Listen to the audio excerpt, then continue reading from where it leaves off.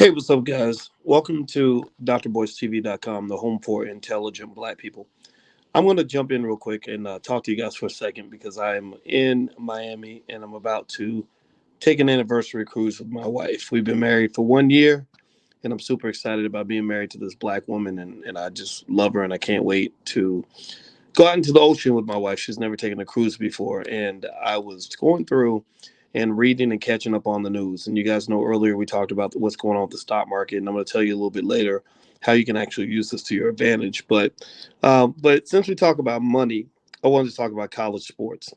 So, how many of you, give me a yes or no in the chat, how many of you know who Nick Saban is? Do you know Nick Saban, the head coach at the University of Alabama? How many of you have seen Nick Saban? What's up, Deshaun Farad? How are you? Well, the reason Nick Saban came to mind is because Nick Saban's been awfully, let's say, haterish when it comes to college athletes getting paid. It's been real fascinating. As you know, the NCAA finally changed its rule to allow athletes, most of whom are black. We know who the best athletes in the world are. It's typically people from your community. That's a multi-trillion-dollar asset that is stolen from you, where other people are making money off your athletes instead of you. Their mothers are living in housing projects. They got siblings that are getting shot in the street. They can't. Their parents can't even pay the rent. But yet you have guys like Nick Saban who are making as much as $9.5 million a year. Nick Saban makes $9.5 million a year. That's almost $1 million a month. This man makes $1 million a month, and I want to ask y'all a question. Give me a yes or no. Have you ever have you ever turned on a University of Alabama football game so you can look at Nick Saban? How many of you have ever said, "My God, I can't wait to watch University of Alabama play so that I can watch this crusty old man on the sidelines"? How many of you turn on the game to watch Nick Saban? If you say yes, then something's wrong with you. That means you have a mental illness. I've never ever once. I love University of Alabama football. They have a lot of really talented athletes. I think that they have the best in the world. They're just good at what they do. And never once have I ever turned on a University of Alabama football game so I can look at Nick Saban. Nick Saban is not the draw. Nick Saban is not the moneymaker. Nick Saban is not the guy who puts the people in the stands. Nick Saban is not the guy who gets the corporate sponsors. Nick Saban is not the guy who gets the commercials during the national championship that cost probably two, three, $400,000 a piece. Nick Saban's not the guy who does that. It's the athletes, and those athletes are black. Those are mostly black athletes. Look at that. I mean, just look at the pictures.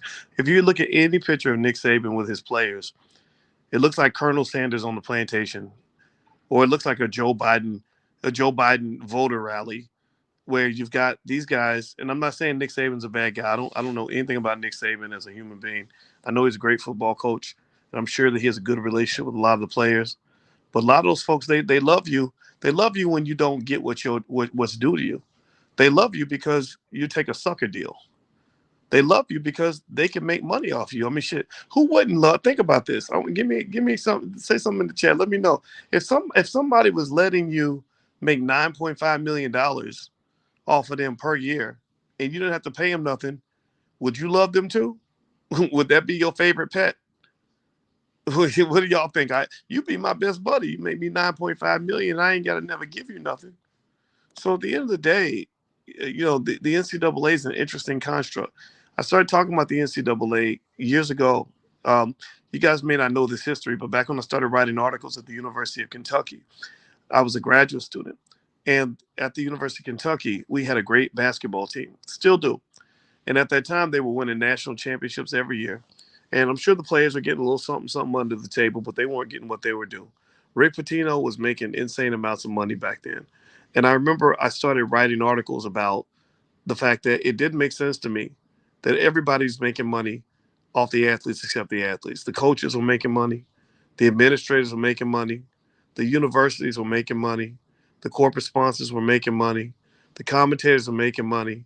But for some reason, when it came to the athletes on the field who were risking their lives, some of whom have traumatic brain injuries after playing sports and playing football, they weren't getting any of the money. So I used to write articles about this.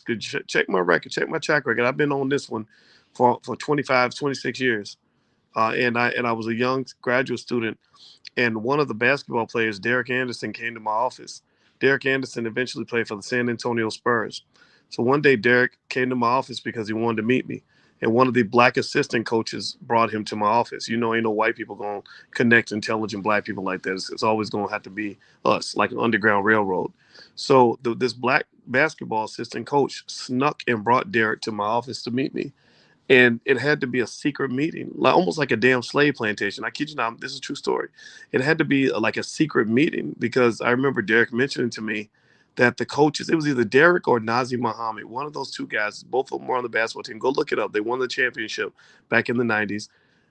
One of those guys, I remember telling me that they said that the coaches said, we don't want you to read his articles. We don't want you to see the things that he's saying in the paper about athletes getting paid. You know why? Well, because they don't like it when a black man is intelligent. They want you to shut up and dribble. They don't like it when a black man is a thinker. They want you to be ignorant. That's why they promote hip hop music to you, where they encourage you to not be able to read, to not want to pick up a book, to not want to critically analyze the world around you. Because you don't make a very good slave when you start thinking for yourself. Intelligent black men do not make very good slaves because they start saying, well, how come you get all the money and I don't get none of the money? How come I'm doing all the work and you ain't hardly doing none of the work? I'm taking all the risk and you ain't taking none of the risk. And so the thing with Nick Saban is Nick Saban has been, with his Alabama plantation, he's been basically going on this rampage where he's been almost like putting the whole system on blast. At first, I don't know if y'all saw. Did y'all see where he made some comments about Deion Sanders? He said something about Deion and Deion. They straight up at Jackson State they paid so and so to come to their school. Does anybody know what I'm talking about? He said something about Deion Sanders because Deion is breaking the code. Deion's actually getting athletes to go play at, oh my God, black universities. I mean, imagine that. Imagine black athletes playing at black schools. I mean, how weird is that? How strange is that? That black athletes actually benefit the black community. Well, we can't have that. That's insanity. That's pure chaos. What the hell? Right? So he said something about Deion, claiming that they paid the player to go to Jackson State. Now here's the thing: I know that Deion came out and I think they denied it and all that. But here's the deal: I need y'all to understand. I need y'all to stop letting racism cause you to think up is down and down is up. Don't defend that. Fuck that. If he did pay him, then good. If he got paid, then that's great. Because think about this: you live in America, man. In America, if you do a job and you do your job well, and somebody's going to make money from the job that you do, you should get paid. Am I right or am I right? Do you agree with me? I mean, do we live in such a strange planet that it is somehow radical for somebody to say that if you do a job and you do it well, you're supposed to be compensated for your labor like a free, independent American? Slavery ended in 1865, man. These plantations got to go. And so I saw Nick Saban. He was going off, and I think he said something else about Texas A&M. And he said, yeah, they bought every player on their team because apparently I guess they're upset because they have these name, image, likeness deals. They call them NIL deals, where players are now allowed to, oh my gosh, gasp, big, big shocker here. They're allowed to actually make money from their own name and their own image and their own likeness. And so Nick Saban is kind of on this rampage, and he's kind of being a little bit of a hater right now because he's attacking Texas A&M, he's attacking Jackson State, he's attacking all these programs, and what's interesting is that Jackson State came back and said, you need to look into Nick Saban's program, you need to look into the way he's running the University of Alabama's football program, you need to look into that too. So ultimately, when what you're seeing here is you're seeing what happens when common sense goes out the window. And actually, I'm going to talk about this. And I'm going to actually, since you guys were asking me earlier about the stock market, I'm going to actually give you a stock at the end of the video that I think will be a worthy investment. The stock I'm going to invest in. I'm not telling you what to invest in, but I just bought some shares of the stock, and I'll let you guys know at the end. But before I do that, give me a yes or no in the chat if you can hear me. Let me know if you can hear me okay. Somebody said, Jacob Israel said my audio is jacked up. and I'm in Miami, and I'm here with my wife on our 1 year wedding anniversary. We're about to take a trip overseas, so I don't know what my audio is like when I'm not at home. So give me a yes or no if you can hear me. Okay, let me know if you can hear me, if I'm coming through all right. Okay, thank you, Rhonda. I appreciate that. All right, okay, right, Rhonda and Michael, I see you. I appreciate y'all very much, and thank you, Twin Sing. All right, so hit the thumbs up button. Thumbs up, thumbs up, thumbs up. All right, here's the bottom line, right? I with the NCAA, I've had a real contentious relationship with them for many, many years. I started writing articles about athletes being paid in 1996. That was when I first started looking around. And I said, "Wait a minute, you're telling me again?" My doctoral work was in mathematics, so I knew how to count. I was teaching math at the University of Kentucky. My PhD's in finance, so I know how to count money. I'm a black man, so I understand race extremely well. Also, because I was teaching on that campus, I saw how they were robbing these young men and women, most of the men, because that's where the revenues generated. They were robbing them of a chance to get an education. And it became very personal to me because I remember I tutored a guy. I'm not going to say his name, I don't want to embarrass him, but he was predicted to be an NFL draft pick in his sophomore year. He was predicted to be able to go to the NFL after 2 years of college, which was extremely rare at the University of Kentucky. At that time, the University of Kentucky had a pretty horrible football team, and so I would sit with him. And the thing that happened to him, this poor guy, he was out of Jacksonville, Florida, a linebacker, is he had a serious injury, and once he got injured, it was kind of game over. He wasn't going to the NFL. But also, what he said was when he got to college, he wanted to major in engineering, and his coaches told him that he could do that if he wanted to, but there would be a significant penalty. He wouldn't get any playing time because majoring in something like engineering means that it would take time away from his dedication to football, and he wouldn't get any playing time at all. And I actually heard recently from another brother by the name of Dr. Myron Roll. Myron Roll, you may know Myron. Myron was a superstar at Florida State University. He played in the NFL.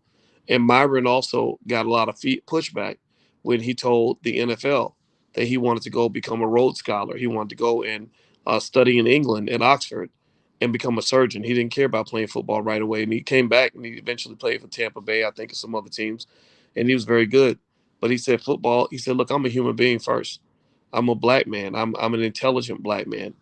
I'm not trying to be some dumb jock for you. And so Myron got a lot of pushback. They told him that he wasn't a serious athlete. And I want to give a shout out to Dr. Myron Roll. And I was very happy to hear from him. He reached out to me. He mailed me a copy of his book. And I don't have the title of the book. I wish I could find it, but you should look it up. He's the kind of guy you want your kids to look up to. You want your sons looking up to black men like that because they show that you don't just have to be a great athlete. You can also be a great human being. You don't just have to be a superstar on the field. You have to also be a superstar in the classroom. You don't have to just run and jump whenever white folks tell you to. You can go out here and run and jump for your community, man. So guys like Myron, those are the guys I rock with. Those are the guys that I respect because I love sports like everybody else. I played a lot of sports in high school, and and I remember I had guys on my track team who couldn't even read, like literally, and they thought that that was okay because they could run fast, maybe they could dance, and everybody thought they were cool. And then I see these guys 10, 20 years later, they're horrible fathers, they're horrible leaders for their household, their wives don't respect them, they can't go out here and achieve nothing because they dumped everything into sports. So what I'm saying here is these guys at Alabama are good at what they do. They're the best in the world. Some of them will never make it to the NFL. There's nothing wrong with them being compensated. It makes no sense to me that Nick Saban makes almost $1 million a month from labor that is not his. It makes no sense at all. And also, when you back that up, I remember that noticing when I was at the University of Kentucky, three key things that caused me contention with the NCAA. And if you go back and you look, I've done probably, I don't know, 1,000 interviews about the topic, written tons of articles on the topic, and I've been speaking on this for a long time. The NCAA harms black people in three significant ways. One, they are stealing about at least $1 or $2 billion a year out of the black community. Now, remember, when people talk about why black wealth is going down, well, part of it is because your athletes, your $1 trillion asset, has been expropriated and stolen by somebody else. That's what it is. The coach Nick Saban has probably put $100 million aside for his family. He's put probably over $100 million aside to his legacy. His children and grandchildren are going to be multimillionaires, maybe even billionaires. But these athletes, most of them, their families will still be poor, and they're the ones who did all the damn work. So that's the one area that the NCAA is harmful to black people, is that they steal all your wealth like other institutions. The educational system does it. Media does it. You can also look at the prison system. They do it too. Black people have always been America's favorite commodity. We've always been America's super pet. They love to make money from us, and then we don't get our fair compensation, partly because they don't offer it, and secondly, because we don't demand it. Number two, the second reason that the NCAA is harmful to black people is because those athletes cannot get an education when they are focused on playing professional sports. You can't tell me for 1 second that playing at the University of Alabama is not like playing for a professional football team. Going to Alabama, if you or any of these top-notch schools, when you hear the coaches talk, first thing they say is, "Well, we expect our young men to behave as professionals." Well, if you expect them to be professional, then why aren't you paying them as professionals? The only time they're amateurs is when it's time to get paid. Everything else is professional. You playing for millions of people. You're going into these stands that sold out stadiums. You're playing all around the world. You got to miss class to go to football games. I had a big fight when I was on the faculty at Syracuse University. I had a big fight with the football team because the quarterback was in my class, and I get this fucking email from some coach saying, "Well, so and so isn't going to be making it to class this week because he has a big game. We have a big game in Iowa, and we got to go across the country to get ready for the big game." And I'm sorry, y'all got to forgive me, but I was like, I don't give a fuck. I don't care. What he is he being paid? Is he on the payroll? Is that why you're pulling this young man out of my class? And I just didn't worry about it. I just ignored it, and I did. The next week I get another email from the same coach saying, well, he's going to have to miss class again this week because he's got another big game in Oregon, and we got to travel early to get it. And I said, do you understand what you're doing to these guys? I said, you do understand that you've just literally set him up to fail, right? You do understand that he's going to fail my class because my class is very, very difficult. And there is no way on earth a person could miss 2 weeks of my class and pass my class. And you know what they did? Guess what they did? Get y'all. I want y'all to guess in the chat what the response was. They took him out of my class, and they never put another athlete in my class. So here I am. I'm one of the few black professors on the entire Syracuse University campus. I'm one of the few brothers that the brothers can actually relate to. When they sit down and they talk to me, they see things that they don't see when they're talking to white people. They didn't connect to white women the way they connect to me. They didn't connect to those white coaches like they connect to me. They connected to me because I understood them. I get it. I was an athlete too. I spent plenty of time in the hood. I was born in the project, so you can't tell me stories about poverty I don't understand. You can't tell me stories about violence. Yeah, my best friend got shot in the head when I was in my early 20s. You can't tell me stories about not having enough food or stories about your uncle so and so going to jail. Like I've seen all of that. I've seen all of that. So I can go with you on all of that stuff, but then I can also go with you when it's time to talk about what it takes as a black man for us to be prepared for the future. I can also go and take you places when it comes to talking about the fact that your community needs you more than Nick Saban does. I can also talk to you about what it's going to mean when you're 35 years old and you ain't playing football no more, and somebody's looking at you saying, "Daddy, I'm hungry today," or "Daddy, why didn't you pick me up from school today?" Or "Honey, we need food in the refrigerator." I understand that part too. And the reality is that these people don't care nothing about you. They will use you up, suck you dry, and leave your raggedy ass out there on the street. They don't care nothing about you. So what I would say is when I saw Nick Saban kind of going off and being furious. I saw white privilege. I saw a lot of entitlement. And here's the thing: as far as coaches go, I don't dislike Nick Saban. I think he's a great football coach. The football fan in me loves to watch Alabama execute at the highest level. I think it's extraordinary to observe. I just don't understand, and you can't explain it to me in a million years, why it makes perfect sense for him to get 9.5 million a year and feed his family good when the guys doing the actual work, the black men, are getting nothing. They're getting a scholarship. Do you understand that it costs the university almost nothing to add one more student to the class? If I When I was teaching at Syracuse University, if I'm already teaching 50 students and you give me 51 students, I'm not going to charge you more money. It doesn't cost you more to add 51 or 52 or 53 because I'm already talking to the first 50. So they're literally doing what is called in finance, they call this arbitrage, where you can buy something low and sell it for a much higher price. So they're literally taking something that is free. They're taking something that's free and they're selling it. They're making, from each of those athletes a good $1 million or more over the 4 years that they're there. That's like printing money. And then you wonder why these universities have basically become the Pablo Escobars of your economy. I want you to go look at most of these cities with major sports programs. From two things: from student loans. Many of y'all still stuck with student loans. Student loans in college sports have allowed these universities to gentrify. They're gentrifying black communities all across this country. They're literally straight going in to the hoods and buying up entire city blocks. And they're getting their money from black people.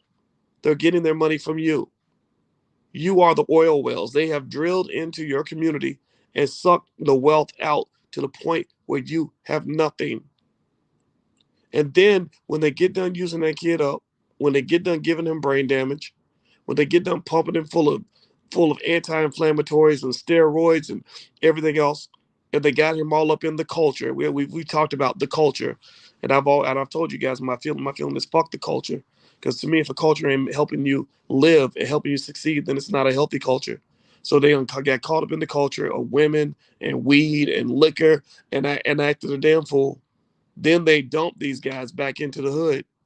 And there's nothing more pathetic than to see a 35-year-old man who used to be the man. He used to be a great athlete, but he never learned how to read, never made a plan for his future, got kids splattered everywhere, and he's living out all of his regrets in a liquor bottle. Does anybody know that? Does anybody know? Tell me, give me a yes in the chat if you know at least one guy, a washed up athlete. Someone may be in here, and I don't mean to hurt your feelings. I'm sorry. I just want to tell you what I see so that you can make sure your son ain't that same guy. Yeah, I share this because I really want you to understand the dynamic of what's happening here. And it makes me very sad, and it irritates me, and it makes me just feel the need to stop in the middle of my honeymoon. I call it honeymoon, but it's our 1 year anniversary. We're on our anniversary trip, but I feel like it's a honeymoon because I love my wife. I had to stop and I said, I need to talk about this because I'm reading this guy, Nick Saban, in all his white privilege, running around talking about Deion Sanders. He's paying the players. I hear him talking about Texas A&M. Well, they're paying the players. Well, I'm sitting there saying, looking at him saying, well, why aren't you paying the players? Well, why don't you take that 9.5 million? Keep half. We'll let you have half of it. We'll let you keep the first 5 million, Mr. White Man. Sure, keep that half, but the other 4.5 million should be going to the players and their families. You're pissed off because now that other people are doing right by these guys and writing them a little check, they're getting lucky. By the way, the best if you had a free open market. I'm an economist now. I can do these calculations. If you had a free open market for college athletes, you would hear about college athletes signing deals for $10 million a year. You'll understand college sports is big, big, big money. They will be making as much money as NFL players. So let's just be clear. When you write a check for 800 grand, you're getting a bargain basement opportunity. Do you understand that? You're able to do the ultimate flip. You can flip that 800K into about 5 million by the time that kid leaves college. So stop acting like you're doing them a big favor. No, you're still robbing them. You're still robbing them. You're just not robbing them as much as you were before. So what I would say to Nick Saban is Stop your bitching. Stop your whining, man. You're mad because now other players are doing right, other teams are doing right by these athletes. So they're stealing your Negroes. You'll pimp this mad because somebody taking your hose and because they're treating your host a little bit better than you are. So I would encourage you to go ahead and level up, level up your game. If other schools are making great offers for these athletes, then why don't you do the same? Because at the end of the day, I see a man who's angry that he's not going to win championships anymore like he did before, and also he's upset because he won't get to keep all the money. He'll have to share a little bit. And as far as I'm concerned, ain't nothing wrong with sharing a little bit of money with the people who are helping you make all that bread in the first place. You have made at least, I'm sure, $100 million off these players. Why not give something to their families? How can you be my friend when you're making $9.5 million a year off of my labor and my mama is calling me because she can't pay the rent? I'm sorry, I got to keep it honest with y'all, man. Y'all are too nice sometimes. My thought is like, fuck you. I'm not gonna sit here and let my mama starve so that I can be your buddy. You're not my friend. You can't be my friend if your family's living good and my family's living bad and we in the same damn situation. You can't be my friend when you asking me to do all the work and your little daughter is at the debutante ball and in a private yacht and my daughter can't even get a pair of shoes, man. I mean, you're not my friend. And I just really think for black people, you got to stop thinking that somebody likes you just because they give you a hug and a big thank you and they tell you that they down with black people, they eat barbecue chicken or they listen to rap music. No, if somebody's your friend, they will share the opportunity. Black people are the most reasonable, decent, kind, giving, loving people on the planet. We will let you make $5 million a year off of labor that's mostly ours. We know Nick Saban nor his descendants has the ability to do what some of those athletes can do on the field. He doesn't. He doesn't. I'm sorry. The slave genetics are heavy. Y'all know it's real. They used to breed slaves. They used to breed the biggest, strongest slaves back on the plantations. This is the horror our ancestors went through to produce super athletes. It's just a fact. I don't know if it makes people uncomfortable. Maybe slavery makes you a little nervous, but that's why when you watch an Alabama football game, y'all know who the superheroes are. Y'all know who's dominating. It's us. They ain't too many white boys running 4.2 in the 40-yard dash and then going to bench press 400 or 500 pounds. They ain't really doing it like that. They got a couple, sure, they got a couple out there, but seriously, y'all know what it is. So to me, that's our inheritance, man. You're stealing our inheritance. Our ancestors went through hell to make us into the super beings that we are, where we can perform on the field like nobody else. We deserve to be compensated for that. And if you think that that's not a big issue in the black community in terms of lost wealth, then I really wish I could sit you down and educate you on some black history. I need you to go read Black Labor, White Wealth by Dr. Claude Anderson. I need you to read Powernomics by Dr. Claude Anderson. And if you want to, you can read my books. My books are called Black American Money, Black American Money 1, 2, and 3, where I break down and explain all of this to you. That's my 2 cents on Nick Saban. No disrespect to the guy. I don't dislike him, but y'all know me. I got to be honest. Well, I got to go. I'm going to go spend some time with my lovely wife. It was very nice to talk to all of you. And in case you don't know, in case you're not aware, we are hosting a Black Wealth Summit that's going to take place in New Orleans at the same time as the Essence Music Fest. It's going to be an opportunity for you to understand investing when it comes to real estate, owning your own business, and also generational wealth. And I'm going to cover stocks. So if you'd like to come to the Essence Music Fest and have fun and also learn a lot and level up your life while you're there, then join us at the Black Wealth Summit because we're serious. We have the solutions. We just need our community to internalize them and make this a part of our culture. Black wealth must become black culture. I'm tired of playing Strugglenomics. I want to play Powernomics. So I hope you guys will join us. It's July 1st through the 3rd. I guarantee you're going to love it. If you'd like to join us at the summit, just go to boycewatkins.com. You can get your passes there. And also, we have financial workbooks for children, of course, that you can feel free to take a look at. That's financialworkbooks.com. So, you guys have a good night. It was real. Love you. And I'll talk to you soon. Take care now. Peace.